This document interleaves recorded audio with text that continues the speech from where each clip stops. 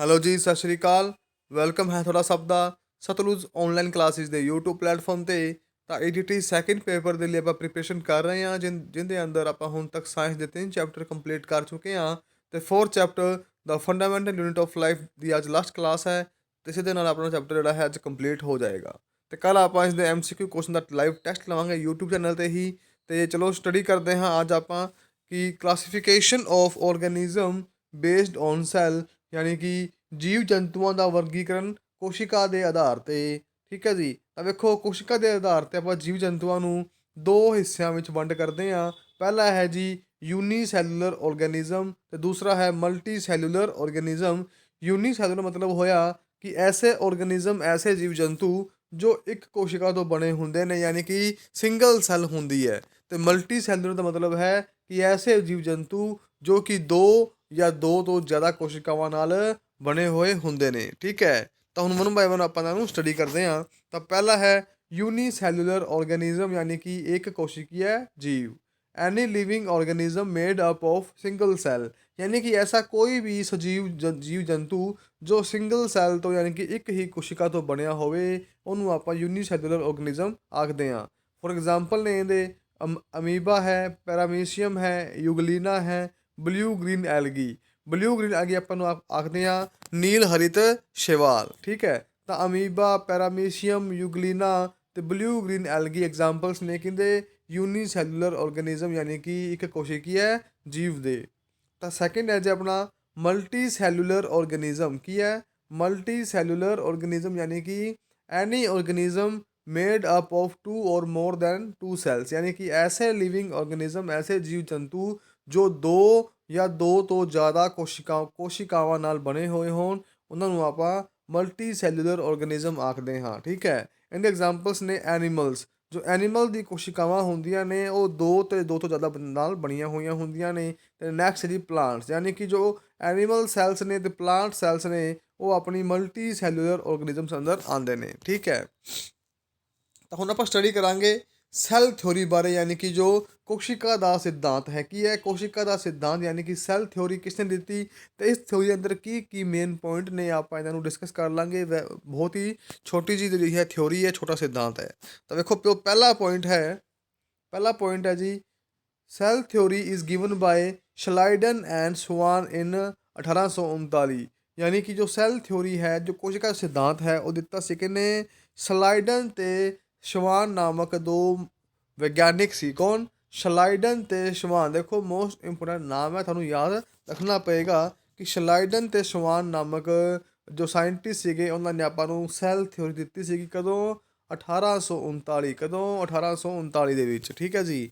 Next point ਹੈ ਇਸ ਸਿਧਾਂਤ ਦੇ ਅਕੋਰਡਿੰਗ ਕਿ any living made up of one or more then one cell, ਕਿ ਕੋਈ ਵੀ ਜਿਹੜਾ ਸਜੀਵ ਜੀਵ ਜੰਤੂ ਹੋਏਗਾ ਉਹ ਘੱਟੋ ਘੱਟ ਇੱਕ ਜਾਂ ਦੋ ਤੋਂ ਜ਼ਿਆਦਾ ਕੋਸ਼ਿਕਾਵਾਂ ਨਾਲ ਬਣਿਆ ਹੋਏਗਾ। ਯਾਨੀ ਕਿ ਘੱਟੋ ਘੱਟ ਤਾਂ ਇੱਕ ਕੋਸ਼ਿਕਾ ਦੇ ਅੰਦਰ ਹੋਏਗੀ, ਇਸ ਤੋਂ ਜ਼ਿਆਦਾ ਵੀ ਹੋ ਸਕਦੀਆਂ ਨੇ ਅਗਰ ਕੋਈ ਵੀ ਸਜੀਵ ਜੀਵ ਜੰਤੂ ਹੈ ਤਾਂ। ਠੀਕ ਹੈ। ਇਸੇ ਸਿਧਾਂਤ ਦਾ ਜੋ ਨੈਕਸਟ ਪੁਆਇੰਟ ਹੈ ਆਲ ਸੈਲਸ ਵਰਕ ਵਿਦ ਕੋਆਰਡੀਨੇਸ਼ਨ, ਕਿ ਇੱਕ ਸਜੀਵ ਜੀਵ ਜੰਤੂ ਅੰਦਰ ਜਿੰਨੀ ਵੀ ਕੋਸ਼ਿਕਾਵਾਂ ਹੁੰਦੀਆਂ ਨੇ ਉਹ ਆਪਸ ਦੇ ਸਹਿਯੋਗ ਨਾਲ ਹੀ ਕੰਮ ਕਰਦੀਆਂ ਨੇ, ਵਰਕ ਕਰਦੀਆਂ ਨੇ। ਠੀਕ ਹੈ। ਇਸ ਸਿਧਾਂਤ ਦਾ ਵੀ ਪੁਆਇੰਟ ਹੈ। ਨੈਕਸਟ ਪੁਆਇੰਟ ਹੈ ਜੀ new cell is made up from the old one, ਕਿ ਜੋ ਨਵੀਂ ਕੋਸ਼ਿਕਾਵਾਂ ਦਾ ਜਨਮ ਹੁੰਦਾ ਹੈ ਉਹ ਪੁਰਾਣੀਆਂ ਕੋਸ਼ਿਕਾਵਾਂ ਤੋਂ ਹੀ ਹੁੰਦਾ ਹੈ। ਠੀਕ ਹੈ। ਇਹ ਪੁਆਇੰਟ ਵੀ ਆਪਣੇ ਸੈੱਲ ਥਿਊਰੀ ਦੇ ਅੰਤਰਗਤ ਆਉਂਦਾ ਹੈ। ਸੈੱਲ ਥਿਊਰੀ ਦੇ ਅਕੋਰਡਿੰਗ ਹੀ ਇਹ ਪੁਆਇੰਟ ਬਣਦਾ ਹੈ। ਨੈਕਸਟ ਹੈ ਜੀ ਕਿ virus does not obey cell theory, ਕਿ ਜੋ ਕੋਸ਼ਿਕਾ ਦਾ ਸਿਧਾਂਤ ਹੈ, ਸਿਧਾਂਤ ਕੀ ਹੈ ਕੋਸ਼ਿਕਾ ਦਾ ਸਿਧਾਂਤ ਹੈ ਕਿ ਕੋਈ ਵੀ ਲਿਵਿੰਗ ਆਰਗੈਨਿਜ਼ਮ ਹੋਏਗਾ ਉਹ ਇੱਕ ਜਾਂ ਇੱਕ ਤੋਂ ਵੱਧ ਕੋਸ਼ਿਕਾਵਾਂ ਨਾਲ ਬਣਿਆ ਹੋਏਗਾ ਅਤੇ ਸਾਰੀਆਂ ਕੋਸ਼ਿਕਾਵਾਂ ਆਪਸ ਦੇ ਸਹਿਯੋਗ ਵਿੱਚ ਕੰਮ ਕਰਦੀਆਂ ਨੇ। ਠੀਕ ਹੈ। ਅਤੇ ਜੋ ਨਵੀਂ ਕੋਸ਼ਿਕਾ ਹੋਏਗੀ ਉਹ ਪੁਰਾਣੀ ਕੋਸ਼ਿਕਾ ਤੋਂ ਹੀ ਬਣੀ ਹੋਈ ਹੁੰਦੀ ਹੈ। ਠੀਕ ਹੈ। ਇਹ ਤੇਰੇ ਤਿੰਨ ਪੁਆਇੰਟ ਨੇ, ਕਹਿੰਦੇ ਨੇ ਸੈੱਲ ਥਿਊਰੀ ਦੇ ਪੁਆਇੰਟ ਨੇ, ਜੋ ਕਿ ਦਿੱਤੇ ਸੀ ਸ਼ਲਾਈਡਨ ਐਂਡ ਸਵਾਨ ਨੇ। ਅਤੇ ਇਸ ਸੈੱਲ ਥਿਊਰੀ ਦਾ ਜਿਹੜਾ ਹੈ ਵਾਇਰਸ, ਜਿਹੜਾ ਹੈ ਆਪਣਾ ਜਿਹੜਾ ਵਾਇਰਸ ਜੰਤੂ ਹੈ, ਜਿਹੜਾ ਵਾਇਰਸ ਜੀਵ ਹੈ, ਇਸ ਕੋਸ਼ਿਕਾ ਦੇ ਸਿਧਾਂਤ ਦੇ ਅਪੋਜਿਟ ਚੱਲਦਾ ਹੈ। ਕਿਵੇਂ ਚੱਲਦਾ? ਦੇਖੋ ਕਿ virus is the linker between living and non living organism, ਕਿ ਜੋ ਵਾਇਰਸ ਹੁੰਦਾ ਹੈ ਨਾ ਉਹ ਸਜੀਵ ਅਤੇ ਨਿਰਜੀਵ ਦੋਨਾਂ ਦੇ ਵਿਚਾਲੇ ਲਿੰਕਰ ਦਾ ਕੰਮ ਕਰਦਾ ਹੈ। ਲਿੰਕਰ ਦਾ ਕੰਮ ਕਿਵੇਂ ਕਰਦਾ ਹੈ, ਤੁਹਾਨੂੰ ਮੈਂ ਸਮਝਾਉਣਾ ਕਿ ਦੇਖੋ ਜੋ ਵਾਇਰਸ ਹੁੰਦਾ ਹੈ ਉਹਦੀ ਨੇਚਰ ਹੁੰਦੀ ਹੈ ਕਿ ਆਪਣੇ ਐਨਵਾਇਰਨਮੈਂਟ ਦੇ ਅੰਦਰ, ਆਪਣੇ ਹਵਾ ਦੇ ਅੰਦਰ ਲੱਖੋਂ ਕਰੋੜੋਂ ਵਾਇਰਸ ਪਾਏ ਜਾਂਦੇ ਨੇ, ਅਤੇ ਉਹ ਵਾਇਰਸ ਜਦੋਂ ਜਦੋਂ ਤੱਕ ਐਨਵਾਇਰਨਮੈਂਟ ਦੇ ਅੰਦਰ ਨੇ, ਹਵਾ ਦੇ ਵਿੱਚ ਨੇ, ਤਾਂ ਉਹ ਨਿਰਜੀਵ ਹੁੰਦੇ ਨੇ, ਉਹ ਮਰੇ ਹੋਏ ਹੁੰਦੇ ਨੇ, ਯਾਨੀ ਕਿ ਉਹ ਐਕਟਿਵ ਨਹੀਂ ਹੁੰਦੇ।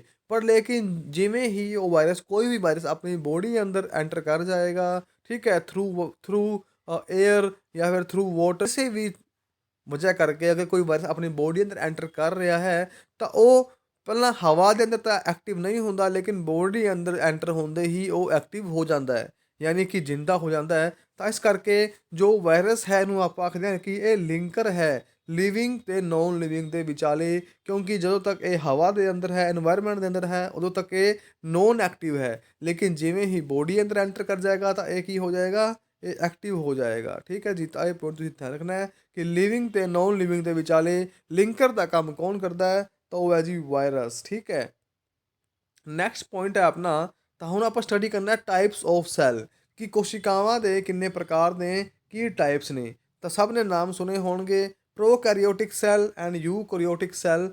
ਤਾਂ ਇਹਨਾਂ ਵਿੱਚ ਕੀ ਡਿਫਰੈਂਸ ਹੈ, ਇਹ ਆਪਾਂ ਤੁਹਾਨੂੰ ਸਮਝਾਉਣ ਦੀ ਕੋਸ਼ਿਸ਼ ਕਰਦੇ ਹਾਂ, ਧਿਆਨ ਨਾਲ ਤੁਸੀਂ ਸੁਣਨਾ ਹੈ। ਤਾਂ ਵੇਖੋ, ਕੋਸ਼ਿਕਾਵਾਂ ਦੋ ਤਰ੍ਹਾਂ ਦੀਆਂ ਹੁੰਦੀਆਂ ਨੇ, ਇੱਕ ਹੁੰਦੀ ਹੈ ਪ੍ਰੋਕੈਰੀਓਟਿਕ ਸੈੱਲ ਅਤੇ ਦੂਸਰੀ ਹੁੰਦੀ ਹੈ ਯੂਕੈਰੀਓਟਿਕ ਸੈੱਲ। ਦੇਖੋ ਜੋ ਬੇਸਿਕ ਡਿਫਰੈਂਸ ਹੁੰਦਾ ਹੈ ਦੋਵਾਂ ਦੇ ਵਿਚਾਲੇ, ਕਿ ਜੋ ਪ੍ਰੋਕੈਰੀਓਟਿਕ ਸੈੱਲ ਹੁੰਦੀ ਹੈ ਇਹਨੂੰ ਆਪਾਂ ਆਖ ਦਿੰਦੇ ਹਾਂ ਕਿ ਪੁਰਾਣੀ ਤਰ੍ਹਾਂ ਦੀਆਂ ਕੋਸ਼ਿਕਾਵਾਂ, ਅਤੇ ਜੋ ਯੂਕੈਰੀਓਟਿਕ ਸੈੱਲਸ ਹੁੰਦੀਆਂ ਨੇ ਇਹਨੂੰ ਆਪਾਂ ਆਖਦੇ ਹਾਂ ਕਿ ਨਵੇਂ ਤਰ੍ਹਾਂ ਦੀ ਕੋਸ਼ਿਕਾਵਾਂ ਜਾਂ ਫਿਰ ਨਵੀਨ ਕੋਸ਼ਿਕਾਵਾਂ।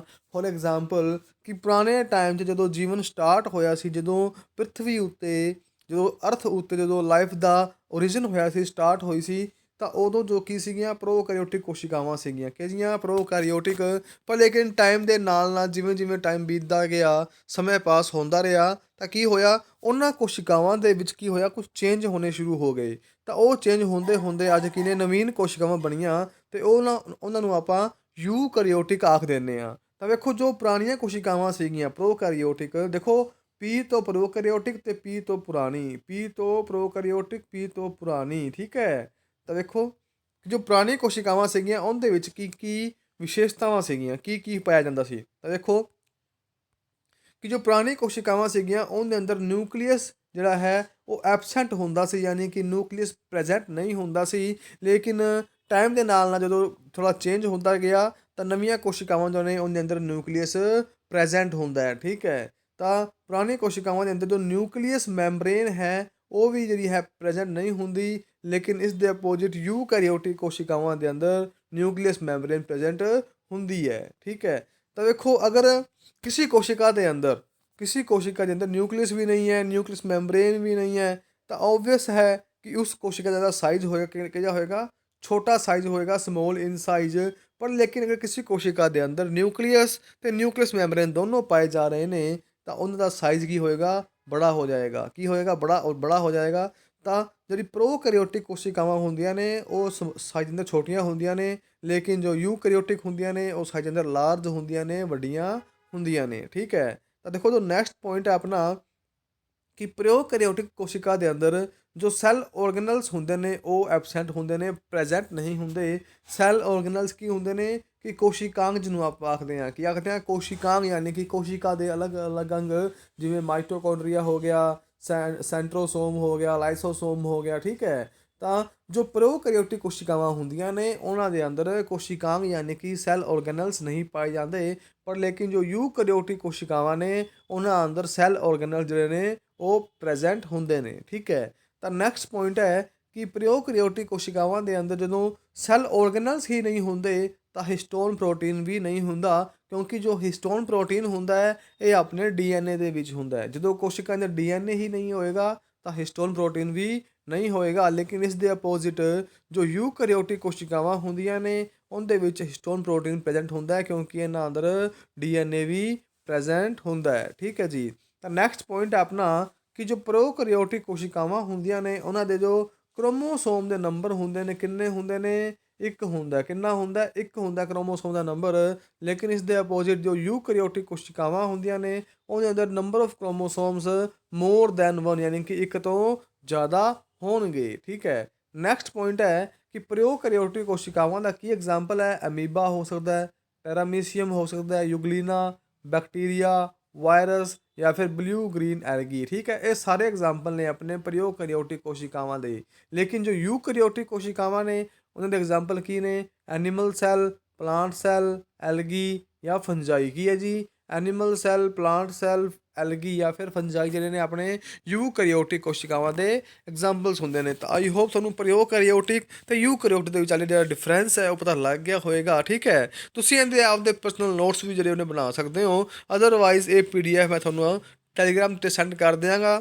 ਟੈਲੀਗ੍ਰਾਮ ਦਾ ਲਿੰਕ ਜਿਹੜਾ ਹੈ ਆਪਣੇ ਡਿਸਕ੍ਰਿਪਸ਼ਨ ਬਾਕਸ ਵਿੱਚ ਦਿੱਤਾ ਗਿਆ ਹੈ, ਤੁਸੀਂ ਉਸ 'ਤੇ ਕਲਿੱਕ ਕਰਕੇ ਟੈਲੀਗ੍ਰਾਮ ਨੂੰ ਜੁਆਇਨ ਕਰ ਸਕਦੇ ਹੋ। ਤਾਂ ਚਲੋ ਅੱਗੇ ਆਪਾਂ ਸਟੱਡੀ ਕਰਦੇ ਹਾਂ ਕਿ difference between animal cell and the plant cell. ਕਿ ਜੋ ਜੀਵ ਜੰਤੂ ਕੋਸ਼ਿਕਾ ਹੁੰਦੀ ਹੈ ਅਤੇ ਜੋ ਪਾਦਪ ਕੋਸ਼ਿਕਾ ਹੁੰਦੀ ਹੈ, ਇਹਨਾਂ ਦੋਵਾਂ ਦੇ ਵਿਚਾਲੇ ਕੀ ਡਿਫਰੈਂਸ ਹੈ। ਦੇਖੋ ਆਪਾਂ ਦੇਖਾਂਗੇ ਕਿ ਜੋ ਸੈੱਲ ਹੁੰਦੀ ਹੈ ਕੀ ਹੁੰਦੀ ਹੈ, ਜੋ ਐਨੀਮਲ ਸੈੱਲ ਹੁੰਦੀ ਹੈ ਉਹ ਸਫੈਰੀਕਲ ਸ਼ੇਪ ਦੀ ਹੁੰਦੀ ਹੈ। ਕੈਸੀ, ਦੇਖੋ ਐਨੀਮਲ ਸੈਪ ਜੋ ਐਨੀਮਲ ਸੈੱਲ ਹੋਏਗੀ ਉਹ ਇਸ ਤਰ੍ਹਾਂ ਦੀ ਹੋਏਗੀ, ਸਫੈਰੀਕਲ। ਠੀਕ ਹੈ, ਗੋਲੀਏ ਆਕਾਰ ਦੀ ਹੋਏਗੀ। ਇਹਦੇ ਵਿੱਚ ਹੀ ਕੀ ਹੈ ਕਿ ਪਲਾਜ਼ਮਾ ਮੈਂਬਰੇਨ ਹੁੰਦੀ ਹੈ। ਇਹਦੇ ਅੰਦਰ ਹੀ ਅਲੱਗ ਅਲੱਗ ਜਿਹੜੇ ਨੇ ਕੋਸ਼ਿਕਾ ਦੇ ਅੰਗ ਪਾਏ ਜਾਂਦੇ ਨੇ। ਠੀਕ ਹੈ, ਮਾਈਟੋਕੌਂਡਰੀਆ ਹੈ, ਲਾਈਸੋਸੋਮ ਹੈ। ਤਾਂ ਜੋ ਐਨੀਮਲ ਸੈੱਲ ਹੈ ਉਹ ਹੁੰਦੀ ਹੈ ਸਫੈਰੀਕਲ ਯਾਨੀ ਕਿ ਗੋਲੀਏ ਆਕ੍ਰਿਤੀ ਦੀ। ਲੇਕਿਨ ਜੋ ਆਪਣੀ ਪਲਾਂਟ ਸੈੱਲ ਹੁੰਦੀ ਹੈ ਇਹਦੀ ਕੋਈ ਵੀ ਰੈਗੂਲਰ ਸ਼ੇਪ ਨਹੀਂ ਹੁੰਦੀ, ਇਹ ਕਿਸੇ ਵੀ ਸ਼ੇਪ ਦੀ ਹੋ ਸਕਦੀ ਹੈ। ਇਸ ਦੇ ਅਪੋਜ਼ਿਟ ਜੋ ਐਨੀਮਲ ਸੈੱਲ ਹੁੰਦਾ ਹੈ ਉਹਦੇ ਅੰਦਰ ਸੈੱਲ ਵੋਲ ਜਿਹੜੀ ਹੈ ਐਬਸੈਂਟ ਹੁੰਦੀ ਹੈ। ਕੀ ਹੁੰਦੀ ਹੈ, ਐਬਸੈਂਟ ਹੁੰਦੀ ਹੈ।